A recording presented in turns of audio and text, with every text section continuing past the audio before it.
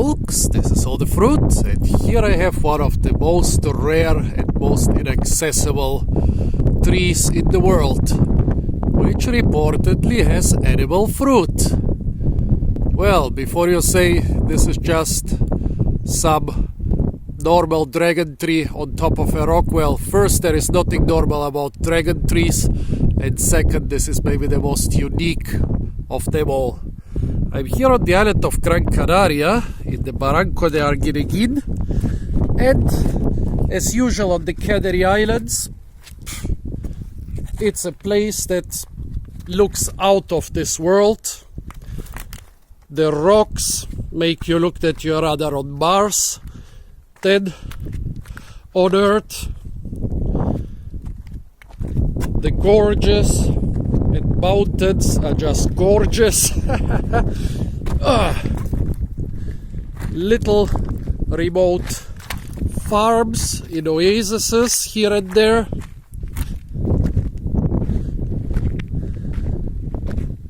The plant life also looks like it's from another world, and of all those unique and otherworldly species, none is as unique and as iconic and as well known as the dragon tree.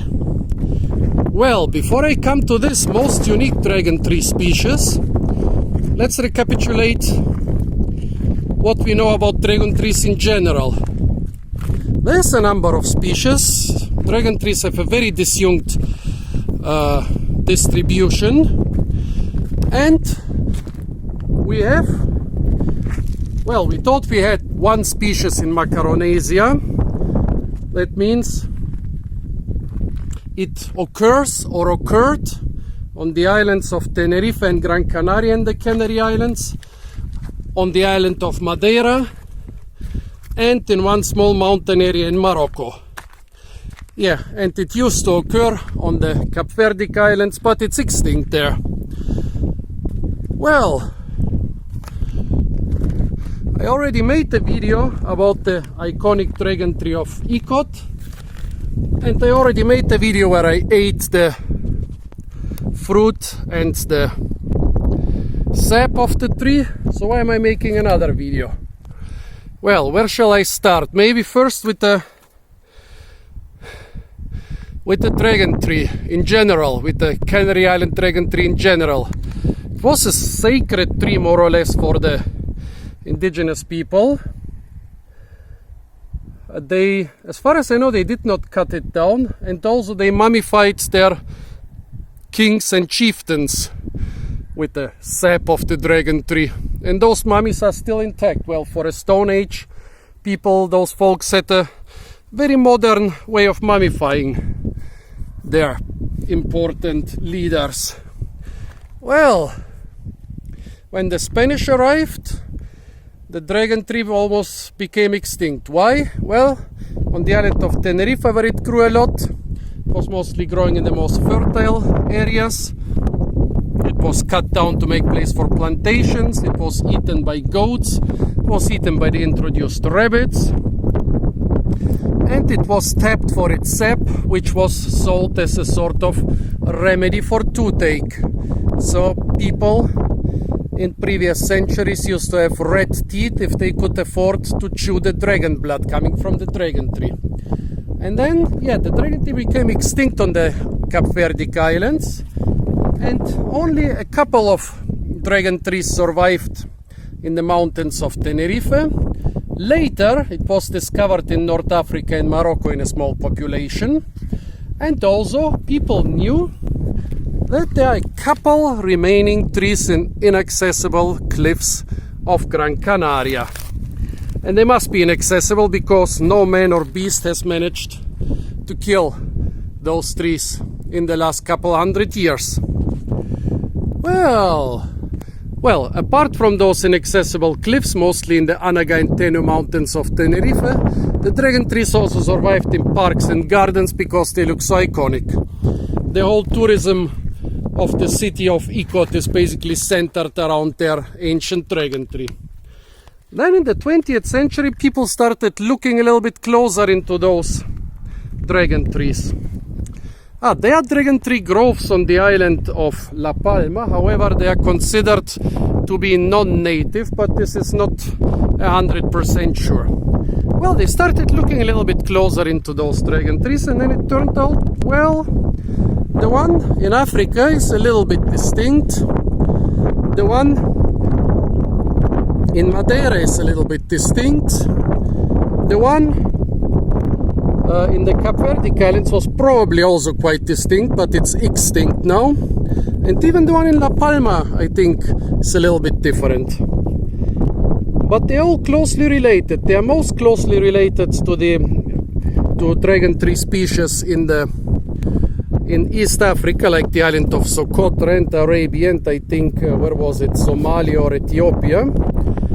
Yeah, but still all those dragon trees in Macaronesia, let's say this is the Canary Islands, Madeira, the Cape Verde Islands and parts of North Africa, also the Azores where they didn't occur, are quite closely related.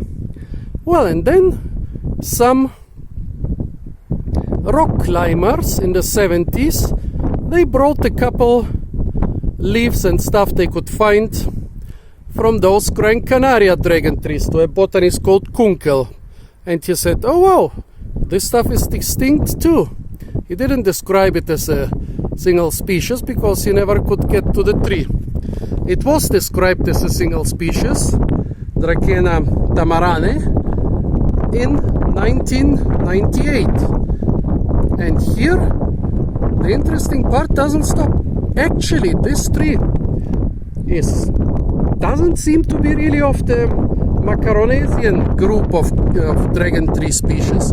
This one, which grows less than 100 kilometers from the island of Tenerife, is actually more closely related, probably, to dragon tree species from Arabia and Socotra at the other end of the African continent.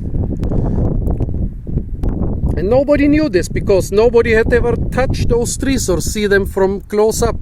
Actually, even here on the island of Gran Canaria, they plant the dragon tree from Tenerife everywhere in the parks. However, there is one in the north of Gran Canaria. There was one, it died a couple years ago. Most probably the oldest dragon tree of them all, which was very unique. And I wonder if it wasn't some sort of hybrid or maybe some other species, because it looked so different from all the other dragon trees. But it's dead now. Maybe I'll do a video about this extinct type of dragon tree now. Well, let's talk about those dragon trees here. So,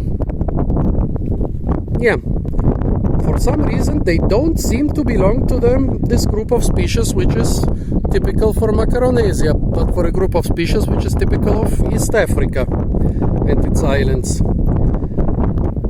Well, so good, we have a new species of dragon tree, a really iconic new addition to the flora of the Canary Islands. However, there is a problem.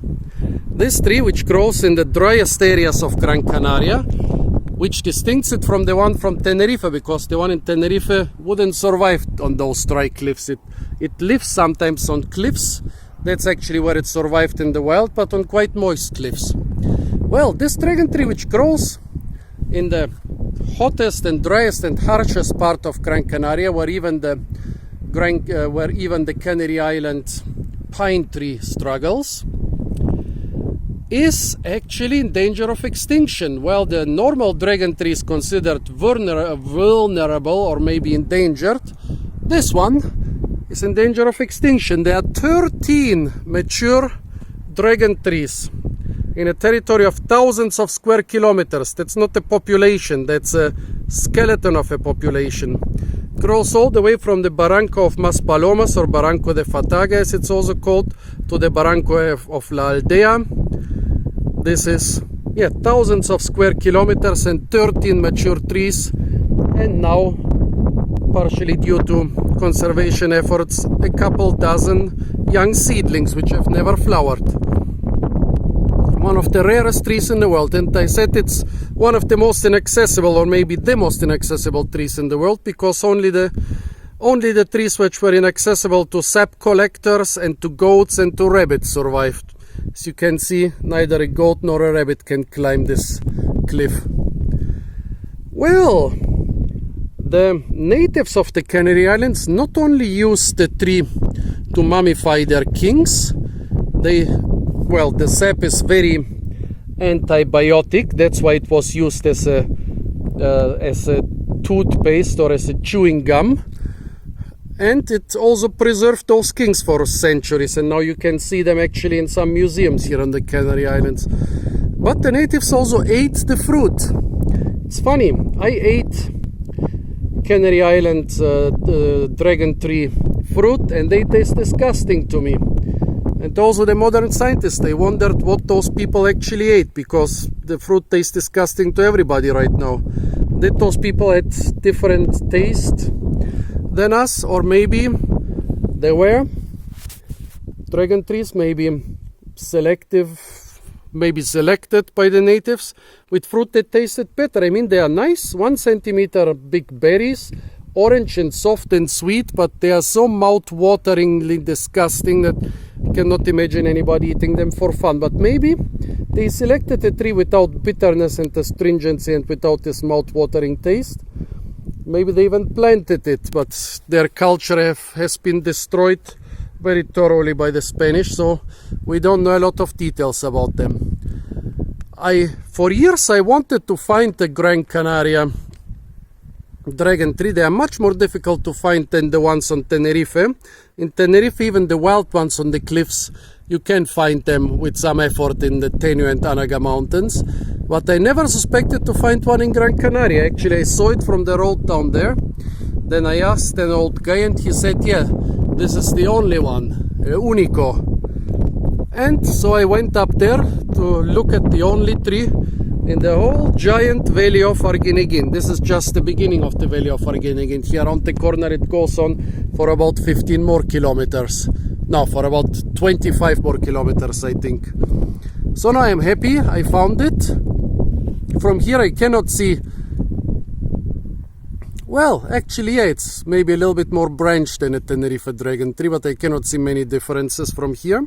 But I'm really glad and honored and humbled that I managed to finally see one of those, which I only found in the most inaccessible, yeah, I can say it again, the most inaccessible cliffs of Gran Canaria. Of course, I'm not gonna look for the fruit or try to get up there. So folks, this was maybe the most rare and inaccessible fruit tree in the world. Stay tuned for a lot more fruit videos from the beautiful island of Gran Canaria with its unique landscapes. And don't forget to like, share, comment and subscribe.